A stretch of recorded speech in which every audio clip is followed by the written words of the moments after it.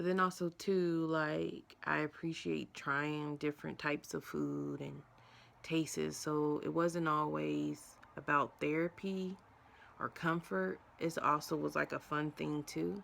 And like most folks, when you celebrate, you eat.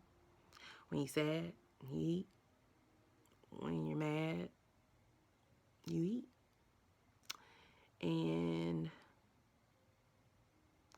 even when people let me down or I felt like they weren't there for me the way that I needed them to be, food was always there. It didn't desert me. It didn't make me feel less than. Or even when I felt like less than,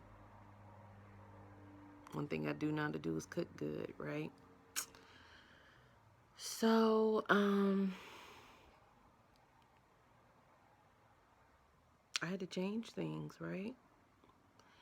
And I knew that I was on the right track with the active part, even though I would hit all these roadblocks. I'm telling y'all, it would be times where I would be working out really good, consistent, doing 2 or 3 days a week, doing 2 rounds of the gym, and then I'll hurt my knee or hurt my ankle or, oh yeah, and then like in December of 2015, my whole right side would go numb, and basically I would have involuntary muscle spasms, and I couldn't control my right side for minutes.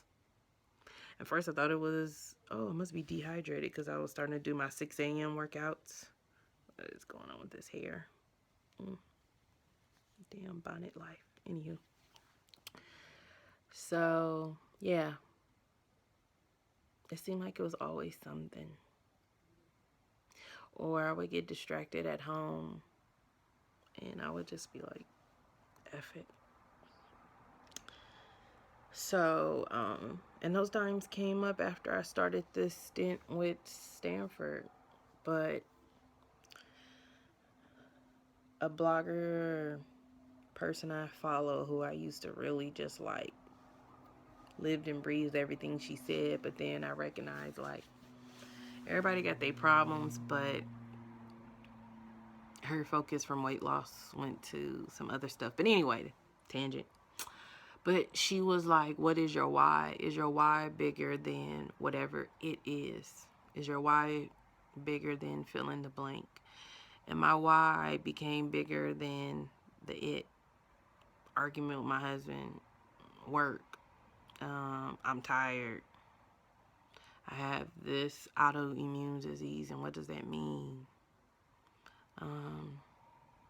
Whatever. And so my why became much bigger, and I kept pressing, kept pressing, I kept pressing. And I think that's how I got to this point now.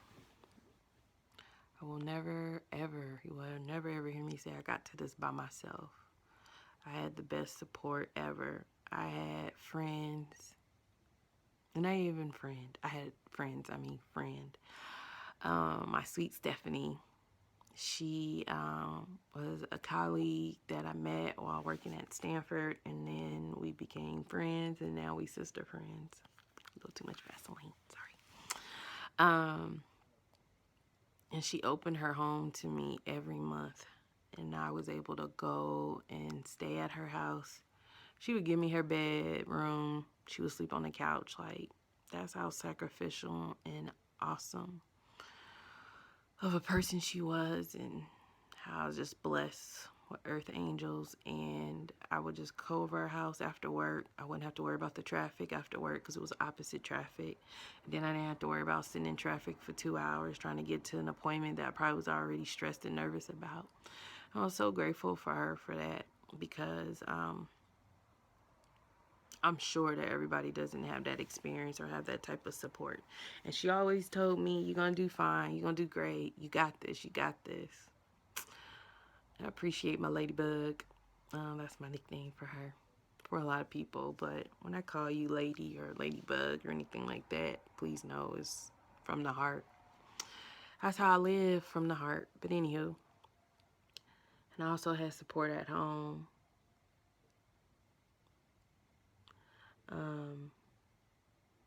and I had co-workers, and I say co-workers, and I do have some co-workers, but then most of the people I work with are my friends, and I do anything I can for them, as long as it ain't like getting in between me and my coins. But anyway, I had a great support system, and I had a close friend that we worked together who had gastric bypass last fall. And it was so awesome to talk to him about stuff.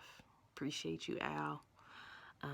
He gave me books that he read to help wrap your mind around this new lifestyle, and I read them. And even when I would share with my friends what I was going to do about this, like, they totally supported me. Some was like, why you doing it? And I was okay. And even though them asking me that question, it still was supportive, because I needed to be able to stand in my truth and stand in my decision. And even with my loved ones, sometimes them the hardest people to tell stuff to versus strangers. Sometimes it's harder with strangers, less harder with strangers. And I had to say it because this is the best thing for me. And I wasn't looking for approval, which, I mean, that's a whole nother chapter, another video I have to do, because, I mean, that was pretty much all my life. I've been always looking for approval. And I still struggle with that today, but it's gotten better. But this was something like I was going to do for myself. So, yeah. It takes a village. It took a village to get here. And so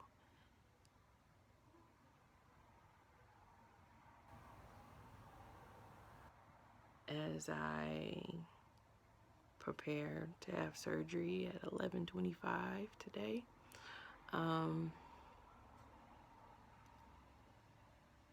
been going over and over and over what this experience has meant for me thus far. I just finished reading this book called Journey of Empowerment, and it was like a collection of short stories and poems and inspirational quotes. And one thing that really stuck out is how you have to be how you want to be, or how I want to be, at this state of grace, which is this holy place, which is this state of contentment. And I want to add even peace. And I have all these things as I sit here today. And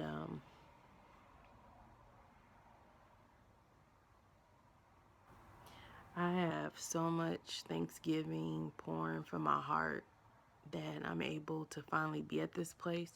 Now, let me also tell you this. Yes, I'm at peace, definitely. But I'm also at this place of disbelief at the same time. I'm like, for real? I'm really about to do this right now? Like, oh my gosh. I can't believe this. This has been my identity for so long.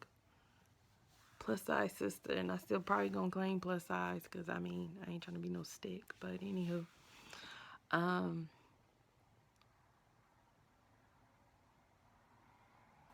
wow, God let this happen.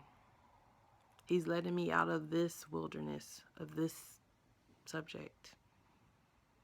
And I know that this is not going to be an instantaneous thing. Like, I still have to put in the work. But he's giving me a boost. Like, I look at having bariatric surgery as like, you know, when somebody's trying to hop over a fence and you need somebody to put their knee out and he's like, here, let me give you a boost. I feel like this is my boost. And I want to do well. I don't want to fail. But because I've been working this hard, and I have great friends who tell me you've been working hard this, like, why would you fail now? I'm like, yeah, you're right. But it's my truth. Yeah. And Stanford ain't asked me for no money yet. I praise God, I got dual coverage. Like, I got 2 PPOs. I mean, that's a privilege and a blessing right there, because it's people who have to have health care now, but like, I don't know to what degree and how great and awesome it is, but I can choose where I want to go. And I can give them 2 insurance cards and they ain't gonna ask me for no money. Sometimes they do, but anyway, no